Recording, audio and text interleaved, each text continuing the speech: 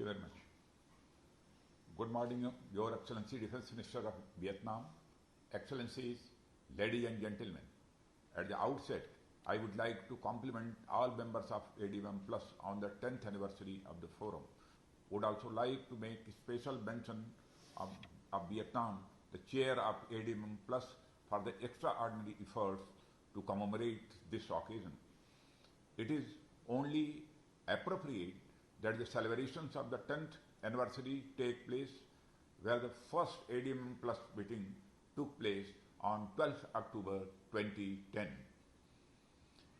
Amid the current regional environment with visible strains, we appreciate the central role of ASEAN-led forums, including ADMM-Plus, in promoting dialogue and engagement towards the pluralistic, cooperative security order in Asia.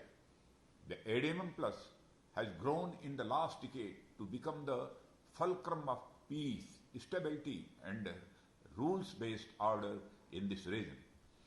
The concepts of Vasudhaiva Kutumbakam, the whole world is one family, and Sarva Bhavan Sarve Bhavantu Sukhina, all be at peace, are the core of the Indian civilization and culture. Therefore, inclusively, equality and openness are the principles underlining this concept. As we enhance mutual trust and confidence, exercising self-restraint in the conduct of activities and avoiding actions that may further complicate the situation, will go a long way in bringing sustained peace to the region.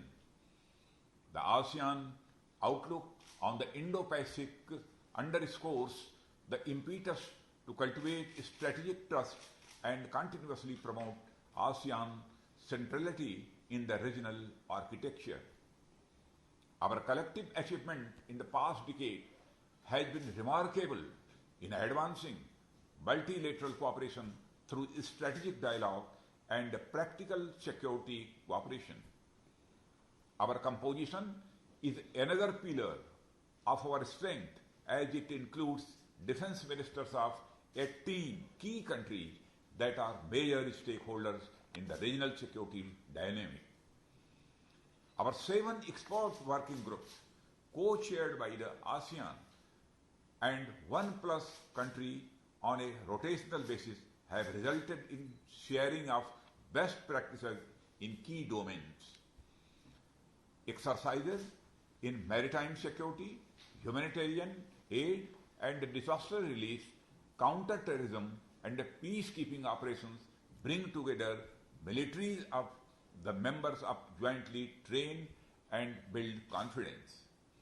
The experts working group on humanitarian mine action promotes practical and effective cooperation in dealing with consequences of explosive remnants of war in the region. Cyber security and military medicine are at the forefront of our challenges today. Another notable step has been the adoption of the concept paper on expanding ASEAN direct communication infrastructure to the Plus countries. We also need to continue our efforts to address the threats of bioterrorism, translational trafficking, and pandemic diseases. Here, I would like to reiterate the importance of the support of the military establishment of our respective countries to their civilian law enforcement counterparts. Our joint statement on advancing partnership for sustainable security in 2019 reflected the commitment of the ADMM-Plus defense ministers to the maintenance of regional peace, stability, and security. As we stand at the threshold of adopting this year's joint statement, I reiterate our objective to build capacity to address shared security challenges. These challenges are becoming increasingly transboundary in character, and we need to forge closer military-to-military interactions and cooperation amongst the ADMM-Plus countries. The conduct of field training exercises and tabletop exercises amongst the ADMM-Plus countries are important tools for us to understand each other, cooperate to enhance security and maintain peace in the region.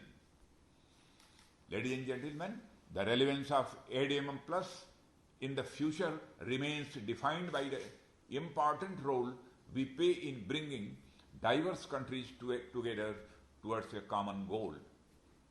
Our ability to collectively respond to challenges in the region based on the fundamentals of freedom, inclusivity, and openness will define our future. Threats to the rules-based order, maritime security, cyber-related crimes, and terrorism, just to name a few, remain the challenges that we need to address as a forum. Amongst the new challenges that have emerged, COVID-19 has changed the world and left us many hurdles to overcome. Unfortunately, the disruptive effect of the pandemic is still unfolding. The challenge is therefore to make sure that the world economy moves on the path of recovery, and when it does gather steam, to ensure that the recovery leaves no one behind.